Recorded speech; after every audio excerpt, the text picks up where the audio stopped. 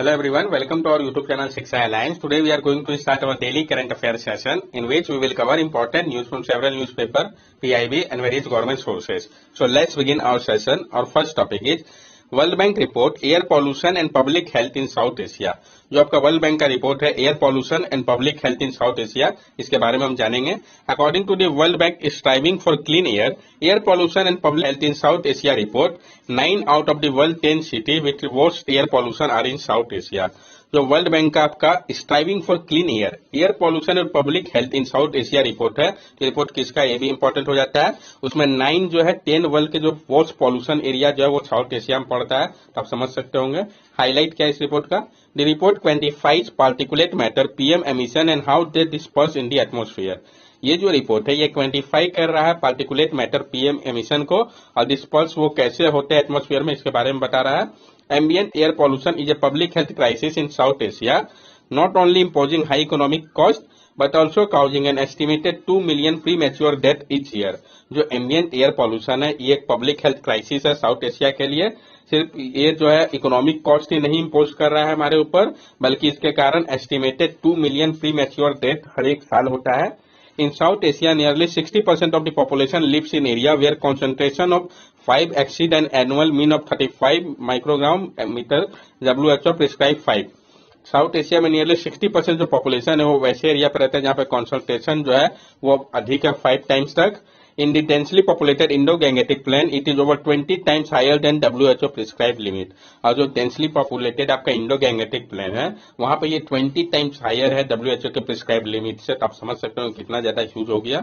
This report identifies 6 major airshed in South Asia where special interdependence in air quality is high। और ये जो report है ये identify कर रहा है 6 मेजर एयरशेड को साउथ एशिया का, जहां पे स्पेशल इंटरडिपेंडेंस जो है एयर क्वालिटी का बहुत ज्यादा है। Main cause of air pollution in South Asia, main reason क्या है एयर पॉल्यूशन का साउथ एशिया पे? Solid fuel combustion. जो सॉलिड फ्यूल कंबशन होता है, the current management practice of municipal waste in the region include burning plastic. और जो current management practice है म्युनिसिपल वेस्ट का रीजन पे जिसमें कि बर्निंग किया जाता है प्लास्टिक को, ये भी एक रीजन है। Generation of secondary particulate matter in the form of ammonia emission release to the agriculture sector.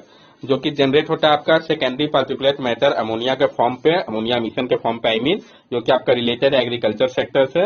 In the western part of South Asia natural sources such as dust, sea salt, forest fire are an important source of air pollution. और जो western part है आपका south Asia का, वहां पे natural source जैसे कि dust हो गया, सी सॉल्ट हो गया, फॉरेस्ट फायर हो गया, ये सब इंपॉर्टेंट सोर्स है एयर पॉल्यूशन के लिए। इसके आगे वे अहेड हमारे लिए क्या है? तो controlling ambient air pollution is difficult without a better understanding of the activity that emit particulate matter and how emission travel across location. Control करना एम्बिएंट एयर पॉल्यूशन को काफी कठिन हो जाता है जब तक कि हम अच्छे से नहीं समझे उसके एक्टिविटी को कि किस तरीके से यह एमिट होता है पार्टिकुलेट मैटर और कैसे एमिशन ट्रेवल करता है अक्रॉस लोकेशन में। Interdependence in air quality with air shed in South Asia is necessary when waiting alternative pathway for pollution control। तो जो इंटरडिपेंडेंस है एयर क्वालिटी को लेके air shed in South Asia पे ये जरूरी है, वेटिंग करता है अल्टरनेटिव पाथवे को पॉल्यूशन कंट्रोल के लिए। Focusing on hot spot through regional cooperation would reduce mean exposure to 26 UGM3। और जो फोकस करे अगर हम हॉट स्पॉट के ऊपर रीजनल कोऑपरेशन के माध्यम से, तो मदद करेगा कम करने में मीन एक्सपोजर को।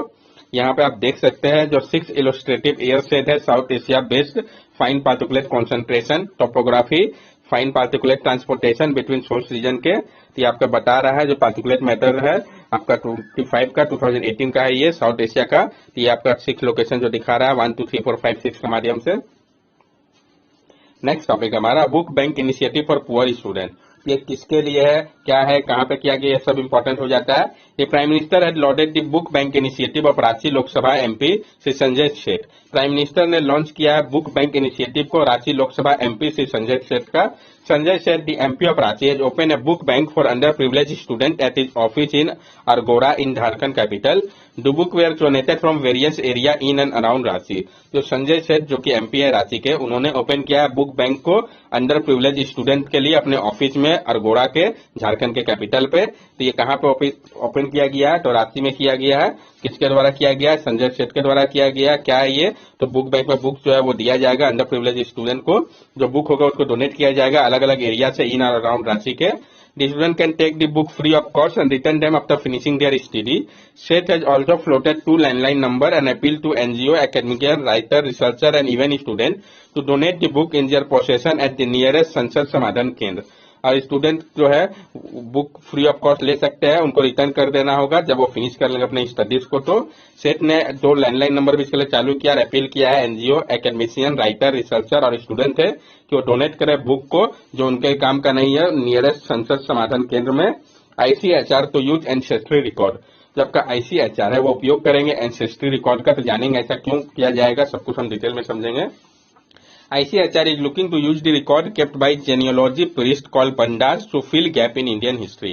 ICHR जो है वो देख रहे हैं कि वो उपयोग करेंगे रिकॉर्ड का जो कि रखा गया है जेनियोलॉजिस्ट के द्वारा, प्रीस्ट के, जिनको कि पंडास भी कहते हैं, ताकि जो गैप है इंडियन हिस्ट्री का उसको फिल किया जा सके।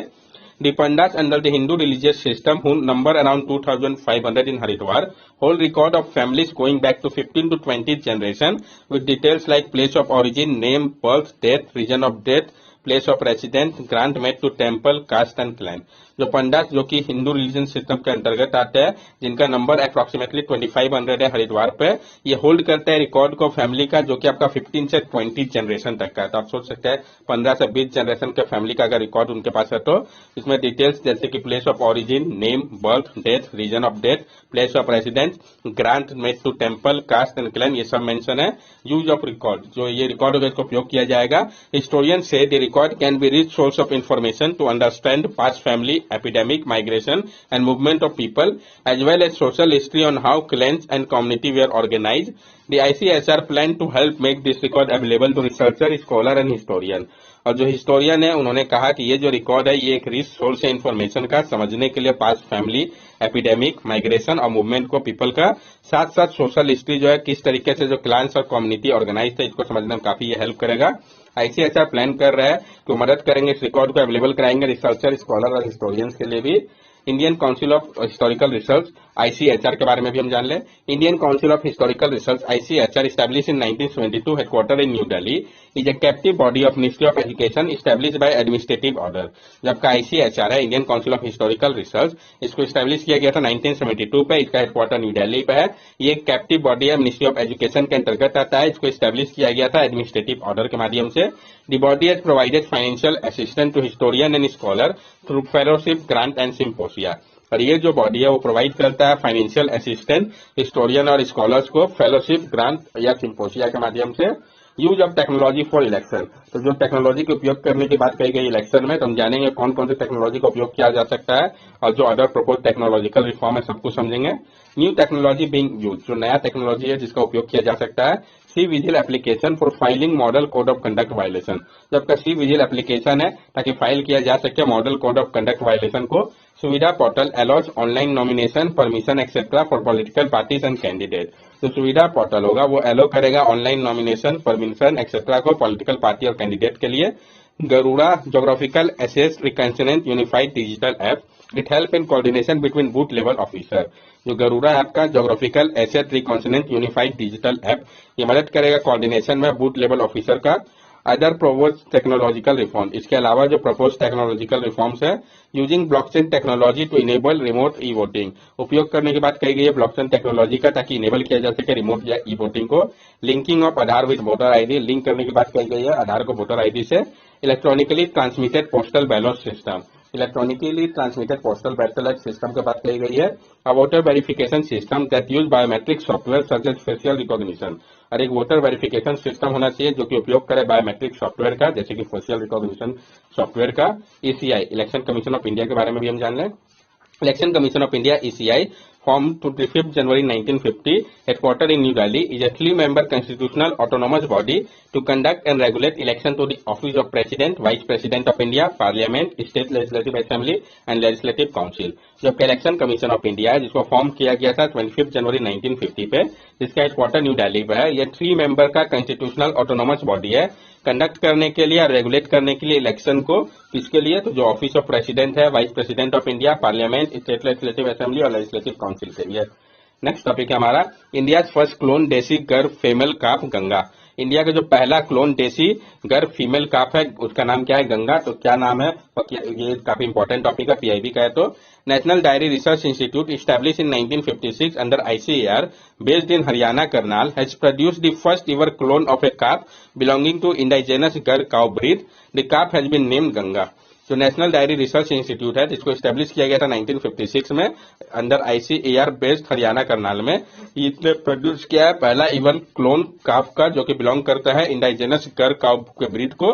ये जो काफ है इसका नाम गंगा रखा गया है। प्रोसेस की अगर हम बात करें, scientists used 3 animals for producing this calf. Oocyte were taken from the Sahiwal breed, a somatic cell from the Gar breed, and surrogate animal was a cross breed. जो साइंटिस्ट है उन्होंने उपयोग किया 3 एनिमल का प्रोड्यूस करने के लिए इस काफ को। oocyte को लिया गया सहीवाल ब्रीड से, सोमेटिक सेल को गर ब्रीड से और सरोगेट एनिमल को क्रॉस ब्रीड कराने के लिए। What is reproductive cloning? ये रिप्रोडक्टिव क्लोनिंग होता क्या है? Reproductive cloning is a process by which an exact genetic replica or clone of an existing organism is created through a type of cloning called somatic cell nuclear transfer. This involves removing the nucleus of an egg cell and replacing it with the nucleus of a somatic cell from organism to be cloned. जो reproductive cloning है ये एक process है जिसमें exact genetic replica या clone किया जाता है एग्जिस्टिंग ऑर्गेनिज्म का। एक टाइप है क्लोनिंग जिसको कि कहा गया है सोमेटिक सेल न्यूक्लियर ट्रांसफर के माध्यम से।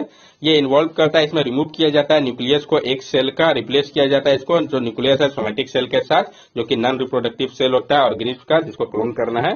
यहाँ पे आप देख सकते हैं स्पर्म जो उसको लिया गया बुल से हाई यील्ड डेयरी का काउ को आर्टिफिशियली इंसेमिनेट किया गया स्पर्म के साथ। जाइगोट डेवलप हुआ एम्ब्रॉयज में काउ का और उसके बाद उसको रिमूव किया गया यूटेरस से। एम्ब्रॉयज जो है वो स्प्लिट किया सेवलर स्मॉलर एम्ब्रॉयज में, इस जो है वो ग्रो कर सकता है एक न्यू काफ पे और एम्ब्रॉयज को प्लेस किया गया यूटेरस में फॉस्टर मदर के, जिससे कि ये काफ तैयार हुआ।